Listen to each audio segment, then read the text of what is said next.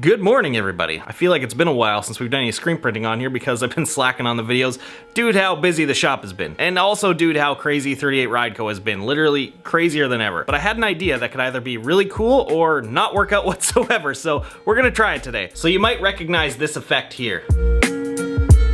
This color glitch effect has been a staple of my videos for the last couple years. You usually see them in the titles. Sometimes I use it on actual footage, but mostly in the titles. Something about it, I just like using it, especially when I time it to music and you see it get all glitched out and crazy. I love it. I think the technical term for this thing is called like a chromatic aberration or something like that. I don't know. Anyways, I'm in the middle of designing a fully new collection for 38 Rideco, and Dan's doing most of it right now because I've been so busy printing. So he's been feeding me a whole bunch of rough sketches for designs to kind of gauge a direction of what I want to do. And he sent over one, but immediately it just clicked in my head, was like, man, it'd be cool if maybe we could print that chromatic aberration effect on this. So then I started thinking of how I'm going to do this, because usually with that effect, with the way the colors lay out, you're going to need a shitload of screens to make that happen, and that's not something that I want to do. So the conclusion that I came to is that maybe we can pull this off using Cmyk inks, which is something that I have never used yet, have very little knowledge on the subject except for the basic stuff when you're separating it in Photoshop and stuff, setting up things for halftones, but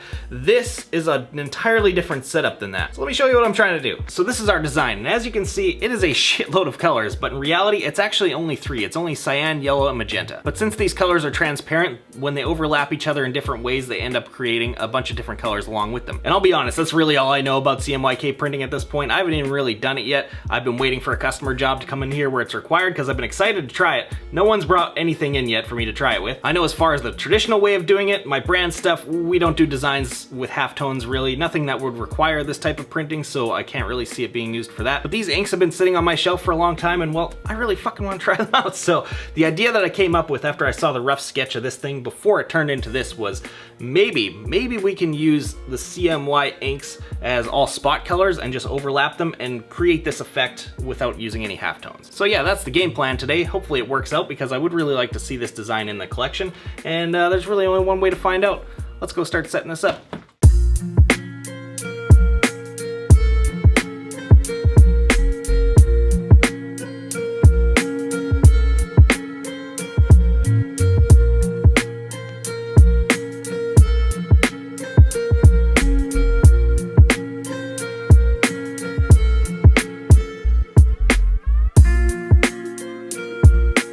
So I actually have both plastisol and water-based versions of Cmyk inks. Now plastisol is currently my comfort zone and probably what I should be using right now so that I can rip through this a lot faster, but I really want an excuse to start playing around with water-based inks a little bit more and start learning how they react on press and all that, and this is kind of the perfect design to do that with, so we're going with water-based today. But since I've got that tiny ass little dryer, curing water-based inks properly takes a fucking lifetime, and production on this would be outrageously slow. So we're gonna add a little bit of secret cheater sauce, aka warp drive, to this stuff to speed that back up to plastisol speeds. Not really gonna explain much more about this because that could eat up a whole video's worth of time, and maybe I'll make that video one day, but let's mix this up.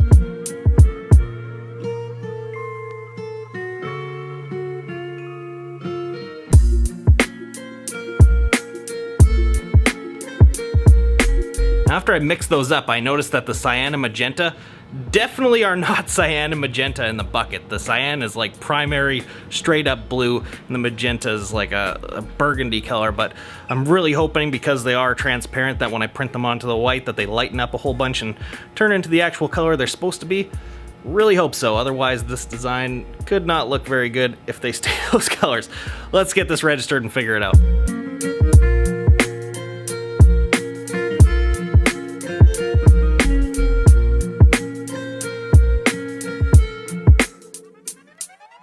So first test print, it worked, sort of. The effect that I was going for definitely worked out, pumped his shit on that. But the thing that I was worried about with the cyan and the magenta being too dark, that happened. The magenta's not so bad, the magenta's actually pretty close, I could deal with that, but the cyan, it's straight up blue. And that's because I had to hit both colors twice. I'm using a 230 mesh and it's water-based ink, so I should have no problem with coverage. I did this one where I just hit each one once, and you can see the colors are a lot closer to where they should be, but the coverage on this is not very good at all. You can see a lot of white poking through in a lot of areas, and it just really looks like some amateur hour shit. But all in all, it's not too bad. I think I can live with this. What I'm gonna do though is I'm gonna test out one more on one of the actual shirts we're gonna print this thing with, just because they are a nicer quality shirt, they're a tighter spider weave, and these are all just scraps that have been thrown around forever. And with the cyan and the magenta, I'm gonna try to put a lot more pressure on it than I normally would, and try to push that stroke a little bit slower. Maybe I'll get a little bit better coverage out of it. Not too sure. But I don't know, let's try one out and see what the final product is actually gonna look like.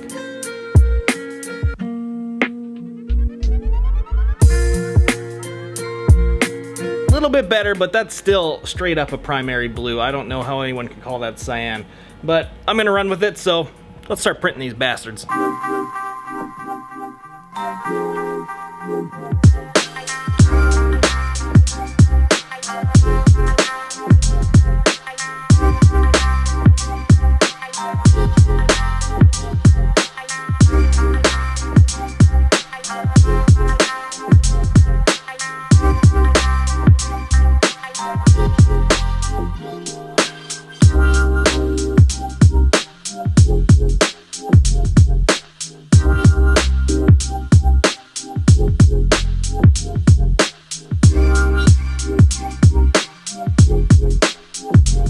I burned through that pile of shirts ridiculously quick. Normally, especially with multicolored stuff, I have time to get my 200 plus camera angles that I usually do, which is confirmed that it's 200 plus because some of you legends have actually counted it for me. But with this setup, obviously no underbase and wet on wet printing, so I was just hammering through these things super quick. I wish all multicolored stuff went that fast on a manual. It would be incredible. But I did do a much smaller volume than I normally do. I think I only did like 35 or 40 shirts. Normally I do like upwards of 100, but in this case this is a design where I'm not 100% sure how well it's gonna do, so I figure I'll do a small batch, get those going with the new collection. I will save the screens, and if I need to restock them, I will restock them. And it won't just be these screens I'm saving either. I actually spent like, I don't know, like $2 grand or something ridiculous the other day on screens so that I could have a dedicated batch of just 38 Rideco screens away from the Rogue Lab print shop screens. That way I'll have all my designs ready to go on screens at all times, so that if I need to restock something, I can just quickly do that without a whole bunch of setup and other bullshit involved. So hopefully the amount of screens that I got is enough, and I can keep doing that with every collection moving forward. I think that'll just be a much smarter way of doing things when it comes to my brand. But man, I burned through those prints way too fast, and I feel like this video is gonna be too short, so I guess let's print the neck labels and those things. Let's get them finished up and maybe ready for sale. Yeah, let's do that.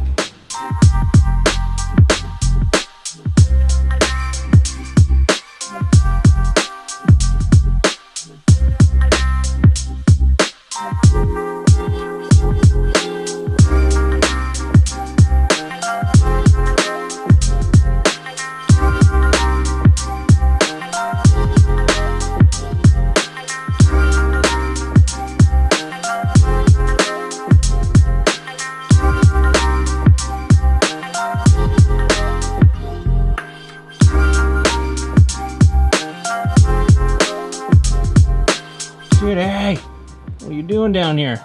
You're not allowed down here. Get out of here, little door opener. Well, I'd say that went pretty well. Digging the way these things turned out. And I'm also pretty pumped that I figured out a creative way to use these inks in creating a specific design pretty much just for it. I know people obviously use these type of inks every day for traditional Cmyk printing, but I haven't really seen anyone, on the internet at least, use them in a spot color type of format like we did here today, and the results are pretty good. Like I said earlier, the cyan and the magenta are darker than I'd like them to be, and that's because I had hit them twice because I was having coverage issues. If I hit them once, I could get true cyan and true magenta out of it, but the coverage was horrible. It looked super, super bad, and that's just because these inks aren't meant to fill big spot color designs like this. They're meant to fill teeny tiny little halftones where you would never notice a coverage issue, but in this case you really could see it, so I did have to hit them twice, which darkened it up a bunch, but still, it looks pretty rad. Another thing is, I am absolutely loving the feel, or lack thereof, of this water-based ink. This is probably some of the nicest print work I think I've ever done. The end result of this, like, you can barely feel anything on this shirt. It is crispy and clean.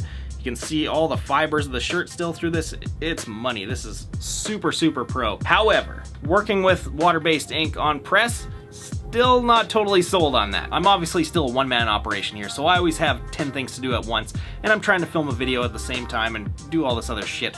And what I'm noticing with those inks is if I don't keep them working like all the time, they start to really dry out and they start to scale over, or they really kind of thicken up and clump up.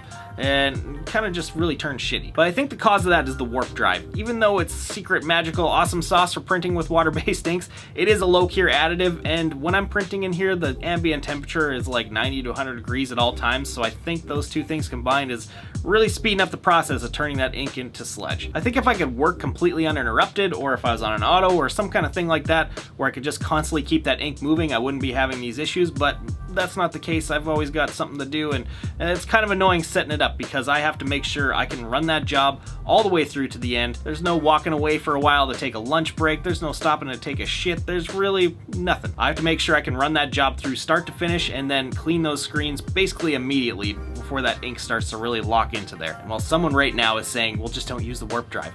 Warp drive is 100% necessary in this situation. If I'm printing on clothing, there's no way around that because I've got a teeny tiny little dryer over there, and in order to cure water-based properly without warp drive on there, that dryer would be moving as slow as it could possibly go, and it would be bottlenecked up so fast that production speed would be outrageously slow. It would be printing like 10 shirts an hour. So until I get a much bigger dryer, I'm kind of stuck using that stuff, but I still really have no complaints about it because it does allow me to print water-based stuff on that tiny little dryer basically as fast as I can print plastas all through it, so it's still a win. But either way, I'm going to start working in a little bit more water-based stuff here and there because even though it does kind of suck balls on press at the moment, the end result of it, I really can't argue with. It's pretty amazing, and I still have to test out some other stuff. I still haven't printed water-based on dark garments yet with white underbase and a few other things yet, so I'd like to see what that's all about and see how it handles fibrillation and other stuff. So yeah, we're going to start diving into that soon. But it feels good to have a little bit of a jump on the new 38 collection. We're working on all the designs and all that stuff right now. This was kind of the first design that was done and ready to go because it was kind of simple. But we're still in the process of setting up and designing a whole bunch of shit right now, and I got to restock